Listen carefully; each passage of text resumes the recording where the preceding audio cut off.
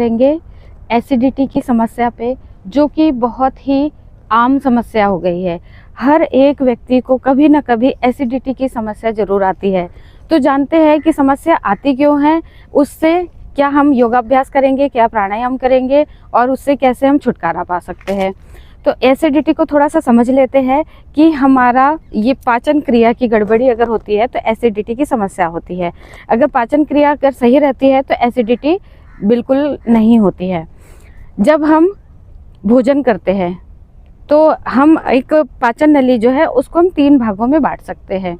3 भागों में अगर बांट कर देखते हैं तो एक ऊपरी पाचन नली का होती है जिसमें एसिडिटी होती है। एसिडिटी का रिफ्लेक्शन जो होता है वो ऊपरी पाचन नली में होती है, जहाँ पर एसिड की तरह आपको डकारें आती है, अम्ल आता है। इसका कारण क्या है? जब हम भोजन या तो सही समय पर नहीं लेते या कुछ गड़बड़ भोजन लेते हैं, जैसे कुछ ज़्यादा ऑयली अगर आप खाना खाते हैं तो एसिडिटी की समस्या आम हो जाती है।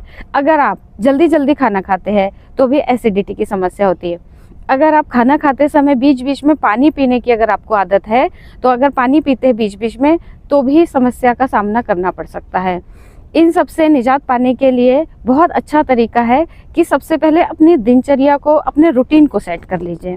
रूटीन अगर आपकी सेट होगी तो आपको ये समस्या आएगी ही नहीं। पहले तो करना क्या है, सबसे पहले सुबह उठकर आप पानी पी लीजिए। जब आप उठते हैं तो उकड़ू बैठकर पानी पीने का अभ्यास कीजिए। पानी पिएंगे तो जो आपका अम्ल और क्षार दोनों मिक्स होके वो एल्कलाइन वाटर बन जाएगा, आपको फ़ायदा करेगा। सेकंड थिंग, जब आप भोजन करते हैं उस टाइम बिल्कुल पानी का प्रयोग ना करें। अगर बहुत ज़्यादा ज़रूरत पड़ती है, अगर आप सुबह के समय भोजन कर रहे हैं, हल्का सा गुनगुना पानी पी लीजिए। दोपहर का अगर भोजन कर रहे हैं तो छाछ ले लीजिए। ऐसे आप थोड़ा एक सिप लेना है, बीच बीच में आपको पानी भी नहीं लेना है। इससे आपका पाचन क्रिया बहुत स्ट्रांग हो जाएगी, जो रिफ्लेक्ट होकर आता है वो नहीं होगा। एक बात समझ लेते हैं कि एसिडिटी होती क्यों है। अगर आप मान लीजिए हमारे अंदर एक जठर अग्नि है जो कि चूल्हे का काम करती है। चूल्हा अगर जल रहा है और जलता हुआ खाना अच्छे से उसमें पक रहा है और भोजन उबल रहा है अच्छे से, अब क्या होगा कि आपने उसमें पानी डाल दिया चूल्हे के अंदर, क्या हुआ, वो बुझ गया। अब बुझेगा तो क्या भोजन पकने वाला है? बिल्कुल नहीं पकेगा। अब वो क्या होगा, खराब हो जाएगा। सेम प्रोसेस जो है हमारे पेट के अंदर होती है। योग में एक जठर अग्नि होती है जिसे बोलते हैं पाचन क्रिया, जो हमारे जब हम भोजन लेते हैं तो वो हमारी जठर अग्नि में जाती है और उसको पचाने का काम चलते रहता है। लेकिन अगर आपने बीच में पानी पी लिया, अभी क्या होगा, पानी पीने से एक तरीके से जो अग्नि जल रही थी, जो पचाने की क्रिया चल रही थी, आपने उसको बंद कर दी, बुझा दी। अभी क्या होगा, आपने जो भोजन किया है वो 99 टाइप्स की बीमारी को क्रिएट करेगा। अब आपका खाना पचेगा नहीं, वो गलेगा। उससे क्या होगा, सड़ेगा उसमें अंदर। उससे क्या होगा, गैस, कब्ज, एसिडिटी, हाइपर एसिडिटी, बहुत सारी प्रॉब्लम का सामना आपको करना पड़ सकता है। तो सबसे बेहतर है कि आप बीच बीच में पानी ना पिए। आसन की तरफ अगर चलते हैं, अगर अब समस्या हो गई है तो हमें क्या इसका योगाभ्यास करना चाहिए। तो योगाभ्यास में पवन मुक्तासन आपको पहला अभ्यास करना चाहिए। पवन मुक्तासन में पीठ के बल लेटकर बहुत आराम से आपको एक पैर उठाना है, फिर फोल्ड करना है और लेग को चेस्ट की तरफ टच करना है, एक्सेल करके होल्ड करना है।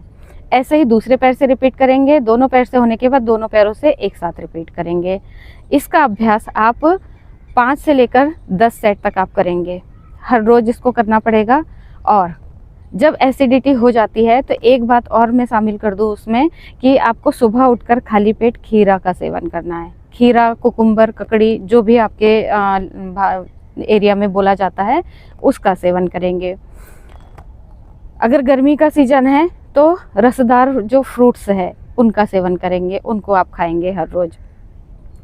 विशेष ध्यान रखेंगे हमारा खान पान पर। भोजन अगर हमारा सही रहेगा, क्योंकि ये सारे भोजन की ही गड़बड़ी से प्रॉब्लम होती है। भोजन अगर आपका ठीक है तो एसिडिटी नहीं होती है।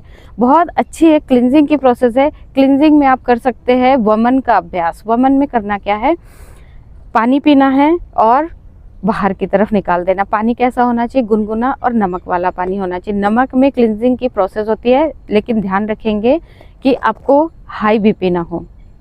अगर आपको हाई बीपी है तो आप वमन का अभ्यास नहीं करेंगे या फिर किसी कुशल शिक्षक के मार्गदर्शन में करेंगे।